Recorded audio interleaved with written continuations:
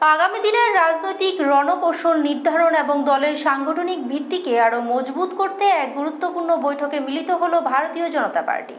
রবিবার 40 সাবরুম মণ্ডল কমিটির উদ্যোগে জলফা কমিউনিটি হলে এই সাংগঠনিক বৈঠকটি অনুষ্ঠিত হয়। ভারতীয় জনতা পার্টির সর্বভারতীয় সভাপতি নীতিন নবীনের বিশেষ নির্দেশ ও আদেশক্রমে এই গুরুত্বপূর্ণ সভার আয়োজন করা হয়েছিল।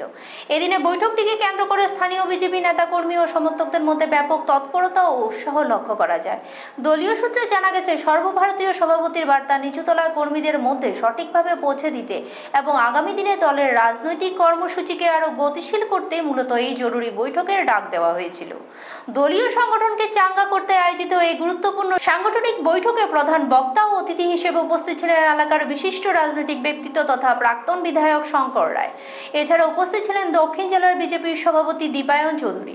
শীর্ষ সারির এই দুই নেতা ছাড়াও এদিকে কর্মসূচিতে অংশ নেন সাবরুম মণ্ডলের বিভিন্ন স্তরের পদাধিকারী, নেতৃত্ব এবং একঝাঁক সক্রিয় কর্মীবৃন্দ। বৈঠকে মূলত মণ্ডল স্তরের বর্তমান সাংগঠনিক পরিস্থিতি ও শক্তি পর্যালোচনা করা হয়।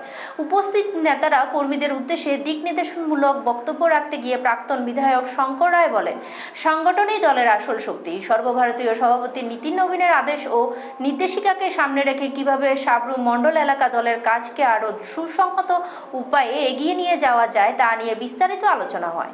সেই সাথে সাধারণ মানুষের সাথে জনসংযোগ আরও নিবিড় করার উপর বিশেষ জোর দেন উপস্থিত নেতৃত্বরা। সরকারের বিভিন্ন জনমুখী নীতি ও উন্নয়নমূলক কাজগুলো সমাজের শেষ প্রান্তে মানুষের ঘরে ঘরে পৌঁছে দেওয়ার আহ্বান জানানো হয়। আসন্ন দিনগুলি বিভিন্ন রাজনৈতিক কর্মসূচিতে সফল করতে বুথ স্তর থেকে শুরু করে মণ্ডল স্তর পর্যন্ত সবাইকে মতভেদ ভুলে ঐক্যবদ্ধভাবে কাজ করার পরামর্শ দেওয়া হয় এই সভা থেকে। জলফা কমিউনিটি হলে এই বৈঠককে কেন্দ্র করে দলীয় কর্মীদের উপস্থিতি ও উদ্দীপনা ছিল এক কথায় চোখে পড়ার মতো। রাজনৈতিক মহলের মতে আসন্ন দিনগুলোতে সাবরুম এলাকায় নিজেদের রাজনৈতিক আধিপত্য বজায় রাখতে এবং মাঠ পর্যায়ে সংগঠনকে আরও বেশি শক্তিশালী করতে এই কোমর বেঁধে মাঠে নামার প্রস্তুতি শুরু করল বিজেপি। ব্যুরো রিপোর্ট, নিউজ তৎকাল 24।